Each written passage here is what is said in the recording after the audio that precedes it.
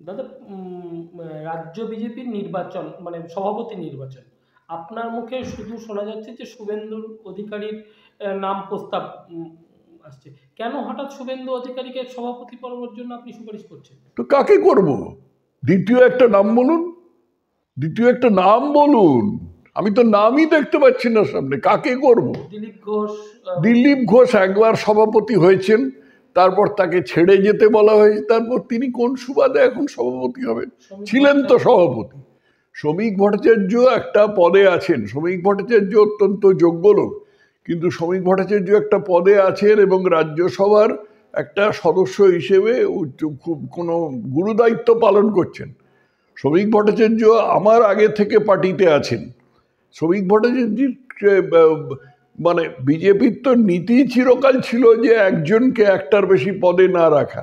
সেই জায়গায় আমরা দেখছি কতদিন ধরে তার হিসেব নেই, একই লোক কেন্দ্রে প্রতিমন্ত্রী, দিল্লিতে প্রতিমন্ত্রী, আর কলকাতায় পার্টির রাজ্য সভাপতি। এর মানেটা কি আমি বুঝতে পারছি না।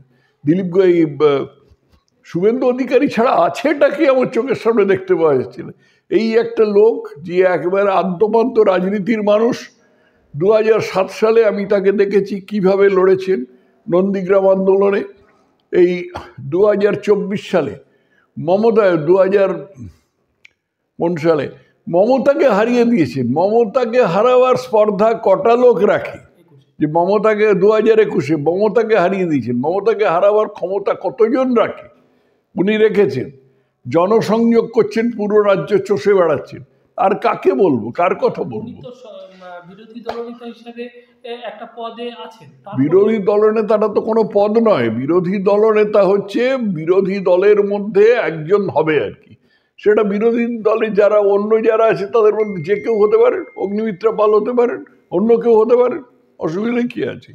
কিন্তু রাজ্য সভাপতি একটা তার চেয়ে অনেক বেশি গুরুত্বপূর্ণ পদ, এবং সেই পদে শুভেন্দু অধিকারী আমার মতে একমাত্র যোগ্য লোক।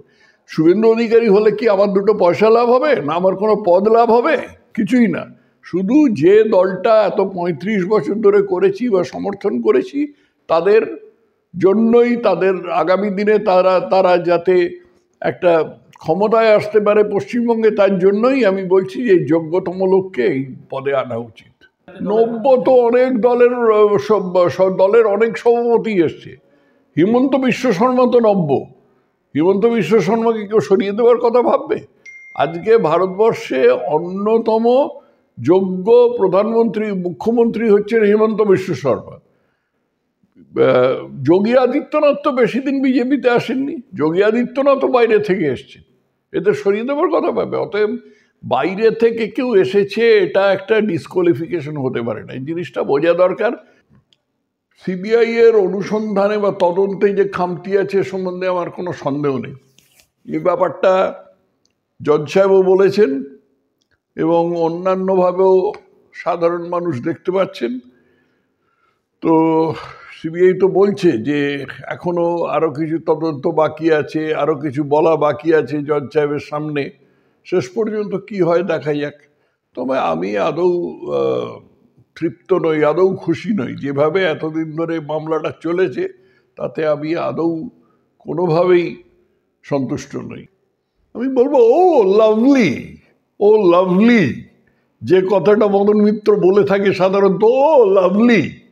মানে একটা পরিবারের একমাত্র মেয়ে, উপযুক্ত মেয়ে, সে বীভৎসভাবে অত্যাচারিত হয়ে পৃথিবী থেকে চলে গেছে, খুন করা হয়েছে, ধর্ষণ করা হয়েছে, আর তাকে গিয়ে এই সমস্ত কথা বলা হচ্ছে কেন? না মুখ্যমন্ত্রী খুশি হবে। মদন মিত্রের একমাত্র উদ্দেশ্য কি? কথাটা বললে মুখ্যমন্ত্রী খুশি হবে, মুখ্যমন্ত্রীর মুখে একটুখানি হাসি ফুটবে। তার জন্য মদন মিত্রর কোনো বিবেক দংশন নেই যে একটা এরকম শোকগ্রস্ত পরিবারের কাছে গিয়ে এরকম নোংরা কথাবার্তা বলতে পারে।